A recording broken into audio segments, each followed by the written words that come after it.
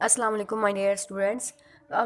हम बात कर रहे थे एंटी एंजाइना ड्रग्स की। नाइट्रोवेजोडाइलेटर्स हमने पहले कवर कर ली हैं और अब हम बात करेंगे कैल्शियम चैनल ब्लॉकर्स की। कैल्शियम चैनल ब्लॉकर्स की टू टाइप्स होती हैं, डाईहाइड्रोपाइरिडीन्स एंड नॉन डाईहाइड्रोपाइरिडीन्स। कौन सी टाइप होती हैं? डाईहाइड्रोपाइरिडीन्स एंड नॉन डाईहाइड्रोपाइरिडीन्स। डाईहाइड्रोपाइरिडीन्स में हमारे पास जो ड्रग्स हैं वो कौन सी हैं? Nicardipine, nimodipine and amlodipine. और जो नॉन डाईहाइड्रोपाइरिडीन्स हैं उनमें हमारे पास कौन सी हैं? डिल्टियाज़म एंड विरापामिन। डिल्टियाज़म एंड विरापामिन। अब हम बात कर लेते हैं इफ़ेक्ट इनके वेस्कुलर स्मूथ मसल पे। कैल्शियम चैनल ब्लॉकर जब हम देंगे तो इनका इफ़ेक्ट क्या होगा? किस पे? Vascular smooth muscle. Vascular smooth muscle. Calcium channel blockers क्या करते हैं? इनहिबिट कर देते हैं एल टाइप या फिर जो T type voltage dependent calcium channels हैं उनको क्या कर देते हैं? इनहिबिट कर देते हैं। किसको? एल टाइप या फिर T type voltage dependent calcium channels, उनको क्या कर देते हैं? इनहिबिट कर देते हैं। बट इनका कोई रोल नहीं होता। जो रिसेप्टर ऑपरेटेड चैनल्स हैं इनका, कैल्शियम चैनल ब्लॉकर्स का रिसेप्टर मीडिएटेड चैनल्स पर कोई रोल नहीं होता। क्या होता है? जो रिसेप्टर मीडिएटेड चैनल्स हैं, receptor mediated channels calcium channels, उन पर कोई रोल नहीं होता इनका। उन्हें कुछ नहीं कहते, बस वो नॉर्मल ही रहते हैं, उन्हें इनहिबिट नहीं करते। अब जो इंट्रासेलुलर कैल्शियम है वो कम हो जाता है इन आर्टीरियल स्मूथ मसल में। जो आर्टीरियल स्मूथ मसल है उसमें क्या होगा? इंट्रासेलुलर कैल्शियम जो है वो कम हो जाएगा। इंट्रासेलुलर कैल्शियम, जिसकी वजह से क्या हो जाएगा? रिलैक्सेशन होगी। रिलैक्सेशन होगी। और क्या होगा? जो कार्डियक आउटपुट है, कार्डियक जो आफ्टर लोड है वो कम हो जाएगा, डिक्रीज हो जाएगा। Cardiac cardiac after load, after load. But इनका जो वीनस बेड्स वेस्कुलर बेड्स हैं उनमें कोई रोल नहीं होता। वीनस वेस्कुलर बेड्स जो हैं उनके स्मूथ मसल पर कैल्शियम चैनल ब्लॉकर्स का नो रोल, कोई रोल नहीं होता। ठीक है, इनका मेनली किस पे रोल है? आर्टीरियल स्मूथ मसल पे रोल है। उनमें क्या करता है? इंट्रासेलुलर कैल्शियम को कम कर देता है, इसकी वजह से रिलैक्सेशन होती है और कार्डियक आफ्टर लोड जो है वो भी कम हो जाता है। अब हम बात कर लेते हैं इनका कार्डियक सेल्स पे क्या इफेक्ट है। कैल्शियम चैनल जब ब्लॉकर्स हम देंगे तो उनका कार्डियक सेल्स पे क्या इफेक्ट है? Effect on cardiac cells, effect on cardiac cells. ये क्या करते हैं? इनका नेगेटिव आइनोट्रोपिक और जो क्रोनोट्रोपिक इफेक्ट है वो नेगेटिव होता है। Negative inotropic and chronotropic effect means कि ये क्या करते हैं? हार्ट रेट को भी कम कर देते हैं और जो हार्ट की कॉन्ट्रैक्शन है उसको भी कम कर देते हैं। जो विरापामिल और डिल्टियाज़म है ये क्या करते हैं? एसए नोड और एवी कंडक्शन को भी डिप्रेस कर देते हैं।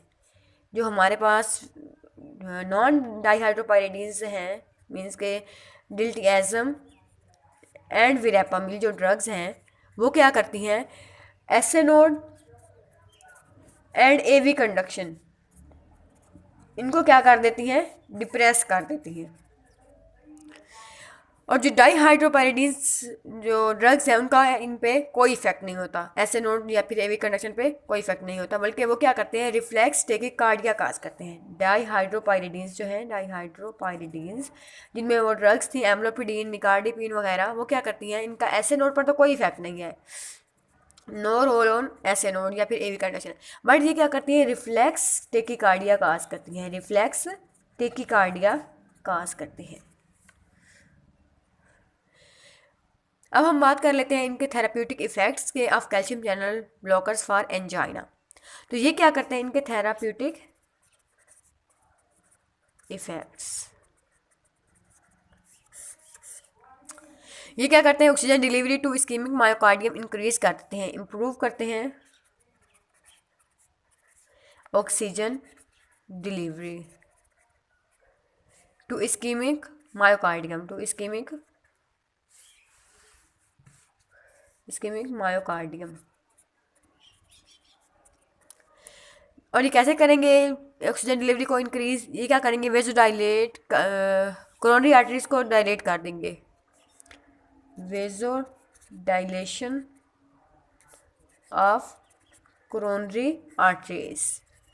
इसके अलावा क्या करेंगे, इन प्लेटलेट की एग्रीगेशन को इनहिबिट कर देंगे, प्लेटलेट की एग्रीगेशन को इनहिबिट कर देंगे। इसके अलावा क्या करते हैं, वेजोस्पास्टिक एंजाइना को भी ट्रीट करने में ये हेल्पफुल होती है। वेजोस्पास्टिक एंजाइना जो है, जो कि एंजाइना की थर्ड टाइप है, उसको ट्रीट करने के लिए भी ये हेल्पफुल होता है।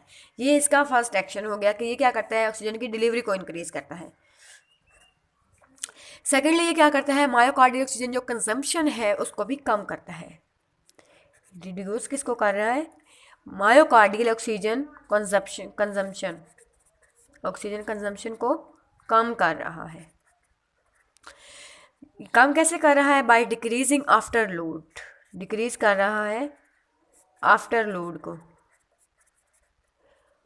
बट इसका no effect on preload, no effect on preload पे इसका कोई इफेक्ट नहीं है, प्री लोड पे इसका कोई इफेक्ट नहीं है। और जो डाईहाइड्रोपायरिडीन्स हैं वो क्या करती हैं, एंजाइना को एग्रीवेट कर सकती हैं in some patients due to reflex increase in heart rate और कॉन्ट्रैक्टिलिटी। जैसे मैंने आपको पहले बताया है कि जो डाईहाइड्रोपायरिडीन्स हैं ये क्या करती हैं, रिफ्लेक्स टेकिकार्डिया काज करती हैं। अब हम बात कर लेते हैं इनके एडवर्स इफेक्ट की। Adverse effect of calcium channel blockers. इनका जो मेजर एडवर्स इफेक्ट है वो क्या है कि depression of contractility and exacerbation of heart failure. Contractility कम कर रहे हैं, इसकी वजह से क्या होगा, एवी ब्लॉक हो जाएगा, AV block, bradycardia and cardiac arrest, cardiac arrest cause करती हैं। और जो इसके माइनर इफेक्ट हैं उसमें क्या है, हाइपोटेंशन, डिजीनेस, एडिमा और फ्लशिंग वगैरह हैं। क्या है, हाइपोटेंशन, एडिमा, फ्लशिंग वगैरह, ये भी आपको एडवर्स इफेक्ट आने चाहिए। लेकिन ये जो 3 एडवर्स इफेक्ट ये जो हैं ये आपको मस्ट नोज है, ये आपको हर हाल में आने चाहिए। अब हम बात कर लेते हैं बीटा एड्रीनर्जिक ब्लॉकर्स की, बीटा ब्लॉकर्स की, कि उनका एंजाइना में क्या रोल है। बीटा ब्लॉकर्स जो है वो कोरोनरी वेजोडाइलेशन नहीं करते लाइक नाइट्रो वेजोडाइलेटर्स या फिर कैल्शियम चैनल ब्लॉकर्स, मैंने आपको पहले बताया है। बट ये क्या करते हैं, इनका एंजाइना में को ट्रीट करने में ये भी हेल्पफुल साबित होते हैं because of their effect on heart. इनका जो हार्ट पे इफेक्ट है, देयर इफेक्ट ऑन हार्ट, उसकी वजह से क्या है, इनका हेल्पफुल रोल है। और क्या करते हैं, ये क्या करते हैं, रिड्यूस कर देते हैं मायोकार्डियल ऑक्सीजन कंजम्पशन को by reducing contractility and heart पे इनका इफेक्ट क्या है कि ये क्या करते हैं, कॉन्ट्रैक्टिलिटी को और हार्ट रेट को कम कर देते हैं, दोनों को कम कर देते हैं। और बीटा ब्लॉकर्स क्या करते हैं, इंप्रूव करते हैं मायोकार्डियल परफ्यूजन को, मींस के ब्लड फ्लो को, मायोकार्डियल ब्लड फ्लो को ज़्यादा करते हैं by slowing heart rate, heart rate को कम करके ये क्या करते हैं, मायोकार्डियल ब्लड फ्लो को ज़्यादा करते हैं। ठीक हो गया, ये थे हमारे पास इफ़ेक्ट्स ऑफ बीटा ब्लॉकर्स। अब हम बात कर लेते हैं Contra indications of beta blockers. Contra indications, इसमें क्या है कि ये हार्ट फेलियर को एक्सेसरबेट करते हैं, इनके ज़्यादा करते हैं, इसलिए हार्ट फेलियर के पेशेंट में नहीं देना। सेकेंडली क्या है कि एस्थमा के पेशेंट में नहीं देना बिकॉज ऑफ ब्रोंकोस्पैज्म। ये क्या करते हैं, बीटा ब्लॉकर्स ब्रोंकोस्पैज्म काज करते हैं, इसलिए एस्थमा के पेशेंट्स में नहीं देते। और ये क्या करते हैं, डिप्रेस कॉन्ट्रैक्टिलिटी और एवी ब्लॉक काज करते हैं। जो पेशेंट जो है वो नॉन डाईहाइड्रोपायरिडीन कैल्शियम चैनल ब्लॉकर्स ले रहे होते हैं, उनमें क्या होता है, एवी ब्लॉक के चांसेस ज़्यादा होते हैं, इसलिए बीटा ब्लॉकर्स और नॉन डाईहाइड्रोपायरिडीन्स को कंबाइन नहीं देना। किसको, बीटा ब्लॉकर्स को एंड नॉन डाईहाइड्रोपायरिडीन जो ब्लॉकर्स हैं, कैल्शियम चैनल ब्लॉकर्स, उनको कंबाइन नहीं देना। अब हम बात कर लेते हैं कुछ सोडियम चैनल ब्लॉकर्स इनहिबिटर्स की। Sodium channel blockers. उसमें क्या है, रेनोलाजीन एक ड्रग है, रेनोलाजीन। ये क्या करती है कि सोडियम चैनल्स को ब्लॉक करती है और ये एंजाइना में हेल्पफुल साबित होती है। लेकिन इसका कोई अभी इस पे रिसर्च जारी है, अभी इसके बारे में इतना ज़्यादा डिटेल नहीं पता। आपने बस आपको इसका नाम याद होना चाहिए और ये याद होना चाहिए कि मतलब सोडियम चैनल को कौन सी ड्रग ब्लॉक कर रही है एमसीक्यू पॉइंट ऑफ व्यू से, तो वो कौन सी ड्रग है, रेनोलाजीन है। अब हम बात कर लेते हैं एंटी एंजाइनल कम्बिनेशंस के बारे में कि जब हम एंटी एंजाइनल ड्रग्स देते हैं तो उनके कम्बिनेशंस के क्या इफ़ेक्ट्स होते हैं। तो हम क्या है, हम बात कर रहे हैं drug interactions of anti anginal drug. हम पहले बात कर लेते हैं गुड वंस, मीन्स कि जो कम्बिनेशंस ठीक हैं, उनके एडवर्स इफेक्ट ज़्यादा नहीं है। तो वो कौन सी है, डाईहाइड्रोपायरिडीन, कैल्शियम चैनल ब्लॉकर्स और beta blockers. Dihydropyridine, calcium blocker, calcium channel blocker और क्या है, बीटा ब्लॉकर। ये जो है गुड वंस में आता है। ये फर्स्ट कम्बिनेशन हो गया। सेकंड में क्या है, nitrovasodilators and beta blockers. Nitrovasodilators and beta blockers, ये भी गुड रिलेशंस में आ गया। अब थर्ड पे क्या है कि nitrovasodilators and non dihydropyridine, nitrovasodilators and non dihydropyridine calcium channel blockers. Non dihydropyridine, non dihydro, ये बात आप लोगों ने याद रखनी है कि जो डाइहाइड्रोपायरिडीन्स हैं और बीटा ब्लॉकर्स हैं इनका आपस में कम्बिनेशन है। लेकिन जो नाइट्रोवेजोडाइलेटर्स हैं इनका नॉन डाइहाइड्रो के साथ भी है और डाइहाइड्रो के साथ भी अच्छा रिलेशन है। कम्बिनेशन जो है इसका nitrovasodilators plus dihydropyridine calcium channel blockers. ये हमारे पास चार जो कम्बिनेशन ये हैं गुड्स हैं, इनके मतलब बैड इफेक्ट्स इतने ज़्यादा नहीं है। अब हम बात कर लेते हैं कि जिन कम्बिनेशन के बैड इफेक्ट्स हैं वो के उनके एडवर्स इफेक्ट ज़्यादा हैं, तो वो कौन से हैं कि बीटा ब्लॉकर्स और non dihydropyridine calcium channel blockers. क्या हैं, बीटा ब्लॉकर्स हैं and non dihydropyridine calcium channel blockers. इनके एडवर्स इफेक्ट्स क्या हैं, किस वजह से हम इन्हें कंबाइन नहीं देते, वो क्या है, bradycardia, AV block and left ventricular function depress हो जाता है, depression of left ventricular function.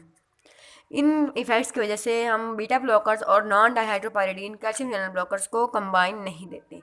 ये थे हमारे पास drug interactions of anti anginal drugs. अब हमारा टॉपिक कंप्लीट हुआ और अगर कोई क्वेरी हो तो आप कमेंट बॉक्स में पूछ सकते हैं और थैंक यू सो मच।